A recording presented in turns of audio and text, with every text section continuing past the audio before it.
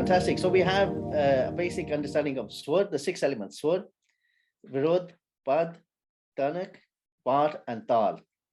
Yeah.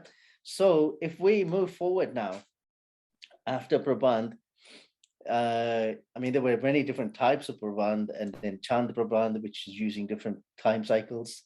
And then we have the 4 Dhatus, the 4 different parts of Prabandh composition. In the same way, we would have a chorus and a verse in a basic structure. Here we have 4 parts. So in the first part, there are 4 parts: are Udagra, Melapak, Dhruv, and a Pog. So if we could just get a little bit more understanding of a deeper understanding of Udagra, which is said to be the starting point, in a similar way the sthai, but the starting point of the composition of Prabandh. In other words, we used to say there's sthai, antara, sanchari, and abhog. So the starting point depends on the tal, on which tal we are singing. It might be from the 9th beat, it might be from the 12th beat, it might be from the 7th beat, it might be from the 4th beat. So the starting point will depend on the composition. Okay. Okay, so what that means is, if we have a 16-beat cycle, for example, and the Udagra would depend on which beat, which number of beats we would start the composition. So it might not start from 1, which is very unusual, but it might not start from the 6th or 9th. It can start from the whichever point it is. That would be the Udagra. And there is an interesting thing that a good composition or a good bandish should be, suppose in 16 beats we're starting on the 12th beat, that have from the lyrics point of view, the accent should be on the 12th beat, on the 1st beat, on the 9th beat, and on the 12th beat. So a good composition's starting point is very important, and accordingly the lyrics should be emphasized on that particular beat. So that's why the sthai is very important.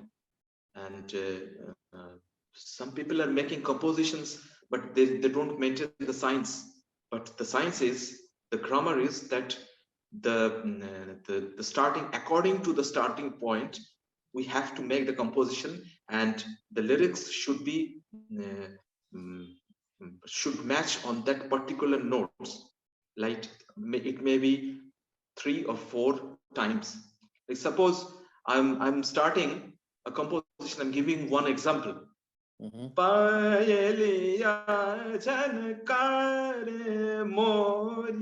So we can get already 4, 1, 2, 3, 4 stanzas. So that is the importance of the sthai on the bandish, that it should be in the proper way. Okay, so the actual start point, the number beat which the composition starts from, but it also has to be in the structure of the tal, the tali, the divisions of the rhythmic cycle. All true, it should be. Okay, and then secondly we have melapak. Melapak is the bridge between the sthai and antra. So can you explain a little bit more about melapak?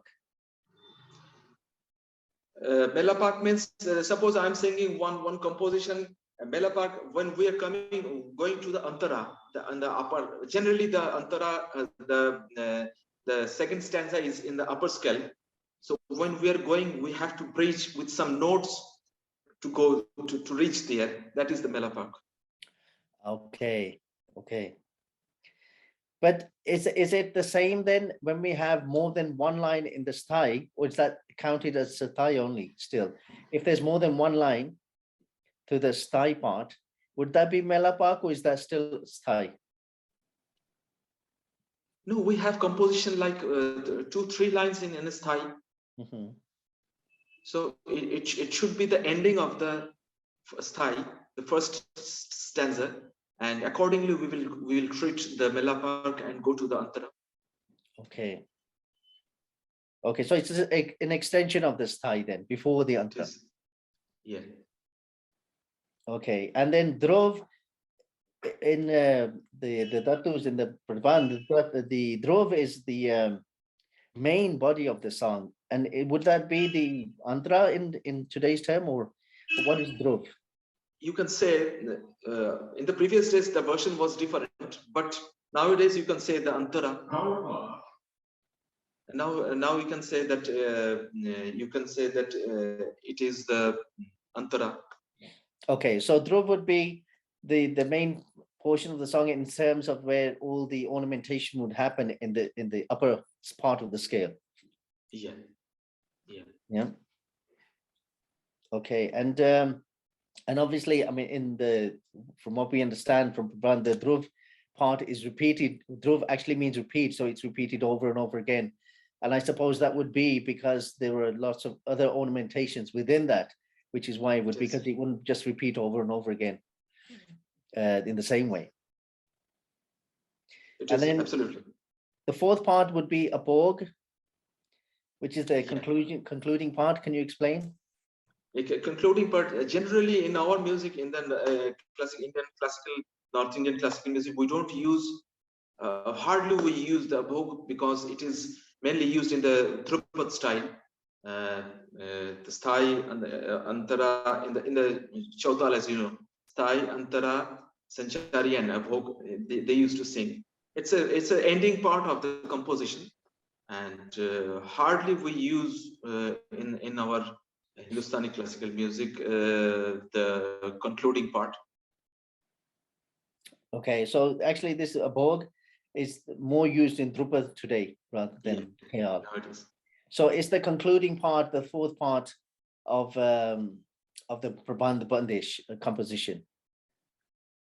And from what Afzal Hussain Khan, who explained this Dhatus, also explained that they actually start from a particular note to go to a particular note on the higher scale. And then, for example, the Udagra and then the Melapark would be starting from a certain note to go to a certain note. The Dhruv would also be from a certain note to, and up and down using both parts. And the Abhog would be the concluding using all parts together. So I suppose this is the composition of a Drupad composition of today. Drupad, yes.